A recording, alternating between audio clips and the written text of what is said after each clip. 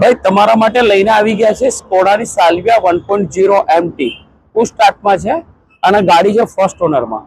અને આ ગાડીની કિલોમીટરની વાત કરીએ તો માત્ર 26,260 કિલોમીટર ચાલેલી છે અને આ ગાડી તમારે જોવી હોય તો બરોડા સિવાય એન્ટરપ્રાઇઝ કારમાં આવવાનું રહેશે અને આ ગાડીનું તમે બહારથી આખું કન્ડિશન જોઈ શકો છો, વેલ મેન્ટેન છે અને